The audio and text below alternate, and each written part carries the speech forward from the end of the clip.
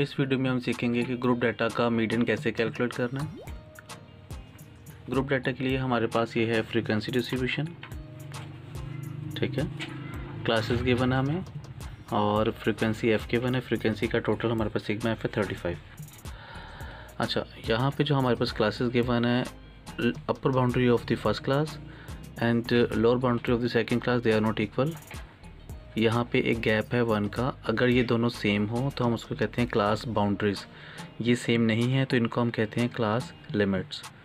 तो median find out करने के लिए इनको सेम होना चाहिए, हमें क्लास बाउंड्रीज़ चाहिए होती बेसिकली। सेकेंडली, जो हमारे पास यहाँ पे फ्रीक्वेंसी गिवन है, इसकी जगह हमारे पास फ्रीक्वेंसी के साथ साथ क्यूमुलेटिव फ्रीक्वेंसी भी होनी चाहिए। तो सबसे पहले हम क्या करेंगे, क्लास बाउंड्रीज़ फाइंड आउट करेंगे और क्यूमुलेटिव फ्रीक्वेंसी फाइंड आउट करेंगे। उसके बाद आगे प्रोसीजर करेंगे कि हमें आगे क्या करना है। क्लास बाउंड्रीज़ फाइंड आउट करने के लिए यहाँ पे जो हमारे पास गैप आ रहा था वो 1 का था। सिमिलरली यहाँ पे भी 1 का गैप था और थ्रू आउट ऐसे ही था, 1 का गैप चल रहा था।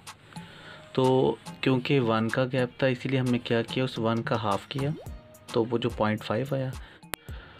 तो यहाँ से हम 0.5 को माइनस करते जाएंगे। जैसे यहाँ से 0.5 निकाल दिया, 0.5 आ गया, हो ये वैल्यू है। फिर यहाँ से 0.5 निकाला तो ये 10.5 आ गया। यहाँ से 0.5 निकाला तो 20.5।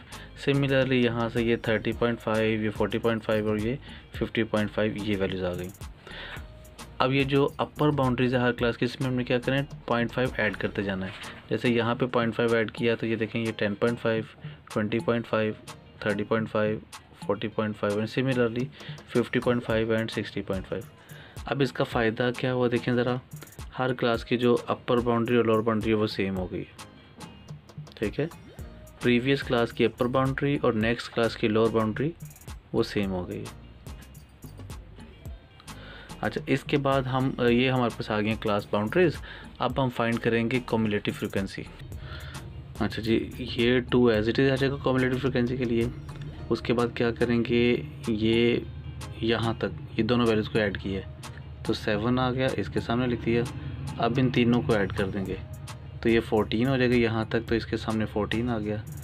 फिर 14 में ये 13 ऐड किया तो ये 27, 27 में ये 5 ऐड कर दिया तो अगली वैल्यू आ गई 32, 32 में ये 3 ऐड कर तो अगली वैल्यू 35 आ गई।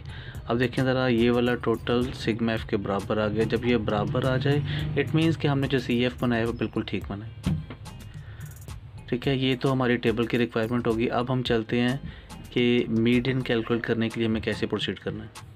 तो मीडियन, जैसे कि हम कहते हैं कि वैल्यू डिवाइड से डाटा इंटू 2 पार्ट्स, मीडियन क्या हो, मिडल वैल्यू हाफ होता है। तो मीडियन के लिए n/2 करेंगे। n बेसिकली सिग्मा एफ ही होता है, ठीक है। n/2th वैल्यू, तो n की जगह 35 डिवाइडेड बाई 2, तो इसको जब करेंगे 17.5 वैल्यू आ गया। अब ये 17.5 वैल्यू हमने इस टेबल में ढूंढना है। तो ये इसका प्रोसीजर क्या है, क्योंकि हमें नहीं पता ये टोटल वैल्यू जो है वो 17.5 कहाँ पे आएंगे, तो उसके लिए हम सी एफ़ यूज़ करेंगे। सी एफ़ में देखें 17.5 कहाँ पे आता है, यहाँ पर। इसका मतलब ये है कि 14 वैल्यूज़ ये थर्ड क्लास तक आ गई हैं। तो जो 17th वैल्यू हमारा, क्योंकि 17.5 वैल्यू है ना, इसका मतलब है कि जो हमारी 17th वैल्यू है वो इस क्लास में आती है, ठीक है। ये वाली जो क्लास थी इस क्लास तक टोटल 14 वैल्यूज़ आ गई हैं, 14th वैल्यूज़ यहाँ तक आ गई हैं। तो 17 फिर इसका मतलब ये इस क्लास में लाई कर रही है। हम इस क्लास को थोड़ा सा अंडरलाइन कर लेते हैं, हाईलाइट कर लेते हैं। अच्छा जी, हमारा जो 27 वाली वैल्यू थी सी एफ में आ रही, इसका मतलब ये कि 27 वैल्यूज़ जो है ना, 1 से लेकर 27 वैल्यूज़ ये इस 4th क्लास में आ रही हैं, ठीक है। सी एफ का ये फ़ायदा होता है, हमें पता चल जाता है कि किस क्लास में कितनी वैल्यूज़ काउंट हो चुकी हैं। तो हमारी 17 वैल्यू थी तो ये तीसरी क्लास में तो नहीं आ रही थी, चौथी में आ गई। जब हमने इसको हाईलाइट कर लिया है तो यहाँ से हमें पता चला कि ये जो 27 है इससे ऊपर वाली वैल्यू सी आ जाएगी। ये जो हमारे पास मीडियन क्लास आ गई इसकी ये लोअर लिमिट और ये एफ़, ये चीज़ें क्या हैं, हमें इसकी ज़रूरत यहाँ पे पड़ती है फॉर्मूले में कि 17.5 वैल्यू है, डाटा में से ढूंढना तो हमारे लिए मुश्किल होता है। हम क्या करते हैं, फिर इस फॉर्मूले के अकॉर्डिंग वो एग्जैक्ट वैल्यू पता करते हैं क्या है। ये जो n/2 वैल्यू से हमें सिर्फ ये पता चलेगा कि उसका नंबर क्या है, उस वैल्यू का नंबर क्या है। एग्जैक्टली वो वैल्यू क्या है वो हमें नहीं पता, वो हमें इस फॉर्मूले से पता चलेगा।